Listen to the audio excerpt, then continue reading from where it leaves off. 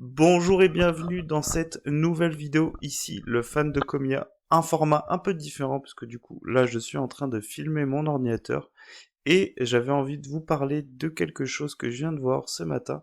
Donc c'est un américain, je sais pas si vous connaissez, donc la chaîne c'est Danny Phantom, je vous laisserai un lien, et en fait c'est un américain qui aime bien ouvrir énormément de boosters. Et généralement, ce qu'il fait depuis EV3 ou EV4, je crois que c'est depuis EV3, eh bien, c'est qu'il offre un master set à son public. Et donc, du coup, pour faire le master set, il ouvre énormément de boosters.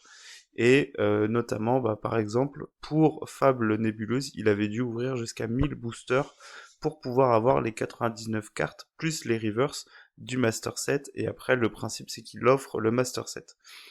Et donc du coup, en général, il a les cartes en avance. Et il avait déjà fait une ouverture d'une centaine de boosters blister. C'est la vidéo que vous avez ici. Je vous invite à aller la voir si vous voulez voir pour voir à peu près ce que ça donne. Il filme dans la vidéo, il montre que les hits. Et là, il a ouvert 20 displays. Et ce qui va être intéressant ici, c'est de voir le résultat qu'il a obtenu. Alors, lui, il se base sur les prix actuels parce qu'il en parle en termes financiers. Mais nous, ce qui va nous intéresser dans cette vidéo, c'est juste de nous intéresser du coup au taux de drop pour voir s'il y a une grande différence par rapport à notamment EV6. On va se baser sur EV6 puisque on sait que depuis EV6, le taux de drop, c'est à peu près le même. Donc, depuis EV4, pardon. EV3, c'était un des derniers sets où les taux de drop étaient encore assez cléments. Sur EV2, les taux de drop c'était les mêmes, mais le set était énorme, donc évidemment ça a influencé sur le taux de drop. Mais depuis EV4, on sait que les taux de drop ils sont assez élevés, notamment sur les SAR, donc les cartes les plus recherchées. Et bon, les hyper rares, les gold, un peu moins recherchés, mais le taux est assez haut. Et donc, du coup, il a ouvert 20 displays. Il n'a pas mis les ouvertures, mais il a mis les résultats de ces 20 displays. Donc, je ne veux pas tout vous passer, mais vous voyez, à chaque fois, les cartes changent. Et on remarque, du coup, c'est le tableau que j'ai fait, que, eh bien, c'est assez variable. Et du coup, vous voyez que les hits vont alterner entre le minimum 11, et là vraiment on a une display vraiment pas bonne du tout, et le maximum de 16, c'était la quatrième box, et vous voyez que dans cette display, il a même réussi à avoir une gold et une SAR. Donc du coup, j'ai fait une synthèse de toutes ces ouvertures, donc de ces 20 displays, et vous voyez qu'en général, au niveau des ex, les doubles rares, eh bien, on est autour de 5, 6, voire 7 pour les meilleurs taux, et ça nous fait un total, donc du coup, de 116 ex pour les 20 boosters, pour les 20 displays, pardon, et en moyenne, du coup, on est à 6. Donc 6 par display, c'est quelque chose qu'on avait déjà précédemment dans les anciennes séries. Sur les FA, les full art. Sur les full art, voilà, c'est assez constant, c'est 2 ou 3. Voilà, il n'y a pas beaucoup de différence. Ce qui fait qu'on est entre 2 et 3, donc un tout petit peu au-dessus de 2. Donc il y a quand même plus de chances d'avoir une display à 3 full art que 2. Et au total, ça lui faisait 53 full art. Et je vais vous montrer le nombre de full art qu'il y a sur cette série. On va pouvoir comparer. Sur les AR, donc en français on dit AR, voilà, Art, je sais plus trop quoi. Bon, en anglais ils disent Illustration Rare, et du coup ici on est pareil entre 2 et 3, c'est le même, visiblement sur ces 20 displays, c'est le même taux de drop entre les AR et les FA. Bon, c'est pas quelque chose qui va nous faire plaisir, puisqu'en général on préfère avoir des AR que des FA. Et les Aces, là c'est un peu différent parce que du coup les Aces, on a eu tendance à avoir des séries avec beaucoup de Aces, on va comparer avec EV6, mais là cette fois-ci sur la série il n'y a que 3 Aces, donc on a rapidement toutes les Aces qu'il nous faut sur le set, et donc là on est un tout petit peu en dessous de 2, mais vous voyez qu'en général on va plutôt être à 2 Aces. Là où ça va être intéressant ou pas, hein, évidemment ça dépend si vous ouvrez des displays ou pas, eh bien ça va être de voir que le taux de SAR est vraiment encore assez bas par rapport à ce qu'on avait d'habitude, puisque vous voyez que la SAR n'est pas du tout garantie, mais alors vraiment pas du tout, puisque on est en moyenne à 0,35, ce qui fait que pour avoir en moyenne, hein, ça va dépendre de votre chance, mais du coup pour garantir une SAR il faut ouvrir 3 displays. Parce que vous voyez que, alors j'imagine que c'est à la suite, hein, d'accord, donc les 20 displays ont été ouvertes à la suite. Vous voyez qu'il a quand même enchaîné une, 2, 3, 4, 5, 6 displays sans aucune SAR. Donc c'est assez abusé. Mais voilà, donc beaucoup de displays sans SAR et du coup vous voyez qu'au total il en a eu que 7. Voilà, donc c'est assez peu, surtout si on cherche à compléter toutes les SAR. Je crois que sur le 7, il y en a 4 ou 5. Donc vous voyez là, s'il a de la chance, il les a toutes. S'il a pas de chance, il les a pas toutes. Donc du coup, il doit encore ouvrir des displays. Et bon, les gold, c'est moins intéressant parce que du coup, c'est pas les cartes qui nous intéressent. Mais on remarque que c'est à peu près la même chose, mais c'est encore pire parce que là, du coup, pour garantir une gold, il faudrait ouvrir 4 displays. Et là, vous voyez le même principe. Il a ouvert 1, 2, 3, 4, 5, 6, 7 displays sans gold. Donc au total, il n'en a eu que 5. Donc ce qui nous fait quand même un total de 268 hits. Alors lui, il était sur l'aspect financier, donc du coup, il expliquait dans la vidéo, mais si ça vous intéresse, allez voir, en sachant qu'il se base sur les prix pré-sortie de série. En général, les prix pré-sortie de série ne sont pas du tout les prix qu'on va avoir par la suite. Donc on verra ce que ça donne. Et maintenant, si on regarde, donc là, je vais vous expliquer parce que c'est un peu confus. Déjà pour commencer, si je me trompe pas, il faudrait que j'aille revérifier, mais je crois que c'est ça normalement.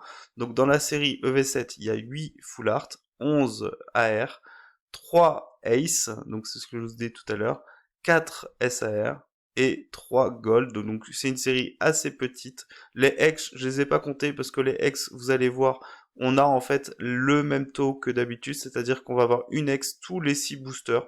On a l'habitude, c'est quelque chose d'assez fréquent. Donc c'est pas sur ça qu'on va revenir. Voilà, si on regarde maintenant sur les full art, donc vous voyez le fait qu'il y ait 8 full art par rapport aux 21 full art de EV6 va faire que du coup on aura tendance à avoir souvent les mêmes, mais au niveau du taux, c'est-à-dire le nombre de fois où on va avoir des full art, on s'aperçoit que c'est à peu près la même chose que pour EV6, parce que du coup là on en a une tous les 14, tous les 13 boosters, et sur EV6 c'était tous les 15 boosters. Sur les AR. Sur les AR, on obtient du coup, donc au total, il y avait 720 boosters, ce qui évidemment n'est pas la même chose que 8000 boosters, mais ça permet déjà de faire un premier regard sur les taux de drop, et une fois qu'on aura plus d'ouverture, eh bien on n'hésitera pas à mettre à jour le tableau. Les AR, eh bien c'est la même chose, c'est ce qu'on avait tout à l'heure dans le tableau, donc du coup, on est à 14-13, tous les 13-14 boosters. C'est similaire à ce qu'on avait sur EV6. Sur les Ace, voilà, on est un peu au-dessus. Bon, 20, 21, c'est à peu près la même chose. Donc une Ace tous les 20 boosters. Sur les SAR, c'est là où ça pique, parce que du coup, si la tendance se confirme, ça indiquerait que les SAR sur cette série, sur EV7, sont beaucoup plus durs à aller chercher que sur EV6, puisque vous voyez que là, du coup, on a une SAR tous les 100, 102, 103 boosters. Évidemment, c'est beaucoup, donc c'était le fait qu'on disait tout à l'heure que ça pouvait représenter donc 3 voire 4 displays, donc on l'a ici. Et du coup, sur EV6, c'était quasiment garanti au bout de 3 displays. Là où ça va jouer, bah, c'est sur le nombre de SAR et sur le nombre de AR. Parce que là, du coup, le nombre d'AR est assez faible par rapport à EV6. Et donc, évidemment, pour obtenir une AR précise, eh bien, on aura de meilleures chances, entre guillemets, sur cette série d'obtenir les AR qu'on cherche. Parce que là, vous voyez que pour une AR donnée, on est à 149 boosters, ce qui est assez énorme, hein, on va pas se mentir. Mais vu le nombre d'AR dans EV6, il y en avait 21, eh bien on était carrément à 273 boosters pour obtenir une AR donnée. Alors en sachant, c'est toujours pareil, hein, c'est des données, c'est des statistiques, hein, on peut très bien tomber sur l'AR qu'on cherche au bout de 2 boosters, mais en moyenne, du coup, il fallait ouvrir plus de 200 boosters pour trouver l'AR qu'on cherchait.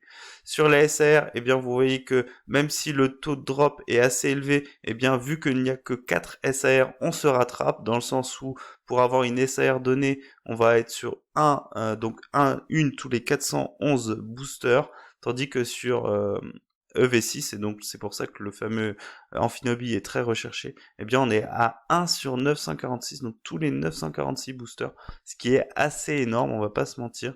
Bon, les gold, je vous en parle pas. Et au niveau, donc, juste si on devait finir sur ça, au niveau des hits, donc du coup, on a un hit entre 2 et 3 boosters, Et si je me trompe pas, j'ai ressorti les pull rates de EV6. Donc vous voyez, ça c'est les données de TCG Player qui sont sous forme d'image. Eh bien vous voyez qu'on est autour des 20% sur EV6. Et là du coup sur ce que moi j'ai calculé, eh bien on est à 37%, donc légèrement au-dessus. Donc légèrement au-dessus. Je sais pas trop à quoi c'est dû, mais en tout cas voilà, on est au-dessus. Alors après, il faut pas oublier que c'est 720 boosters, donc évidemment, plus on va ouvrir de boosters, plus on va se rapprocher des données, on va dire réelles, et donc forcément, il y a des chances pour que ce chiffre de 37, eh bien, baisse. Donc voilà, des données brutes avec uniquement 720 boosters, uniquement un type d'objet qui a été ouvert, hein, parce que c'était que des displays, mais ça nous donne une idée et on voit bien que la tendance selon laquelle eh bien une SAR serait garantie par display eh bien tend à disparaître. Donc visiblement Pokémon Company pardon, a envie de redonner un tout petit peu de valeur à ces cartes. Peut-être qu'aussi eh bien les Gold peuvent ou pas prendre en valeur.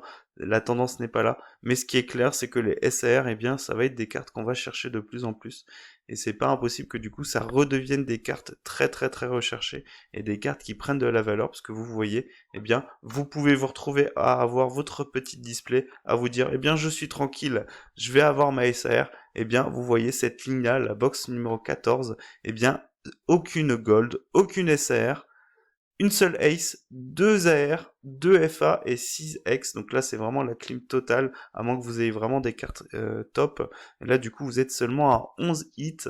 Donc c'est très très très faible. Il y en avait une autre aussi avec 11 hits ici. Donc un peu du même acabit. Là, à peu près la même chose avec 0 SR, 0 gold, pareil. Une ace, 3 AR. Donc une AR de plus, mais une FA de moins. Et une X de moins. Donc voilà, c'est assez aléatoire. Donc vous voyez, en moyenne, eh bien, on tourne autour des 13. Voilà, 13, 14, 15. C'est les moyennes qu'on a donc sur les displays de EV. Mais visiblement, Pokémon Company a tendance à vouloir diminuer le nombre de comment dire, de SAR. Donc du coup, ils ont voulu remonter le taux de drop. Voilà. Donc je vous laisse sur ce tableau. Je vous remets le tableau donc du coup de EV7 et celui de EV6. Et ce que je ferai si j'ai la motivation, c'est que je referai le tableau un peu comme je l'ai fait ici, avec les données de TCG Player quand elles sortiront. Je sais pas ce qu'ils ont fait sur 6.5, c'est toujours pas sorti. Peut-être que bon, ils ont pas eu envie de le faire. Mais du coup, dès que les données de EV7 sortent sur TCG Player, avec un nombre de boosters qui en général tourne autour des 8000, eh bien on viendra mettre à jour le tableau et on verra s'il y a une grande différence ou pas. Donc voilà, je rappelle que ces données-là se basent sur 20 displays et donc un total de 720 boosters. Donc c'est à prendre avec des pincettes évidemment, mais ça semble indiquer que du coup il est bien loin le temps où la SR était garantie sur une display. Voilà, je vous dis à une prochaine vidéo. Mon fournisseur a du retard pour EV7, donc je pense que ça sera mort pour vendredi.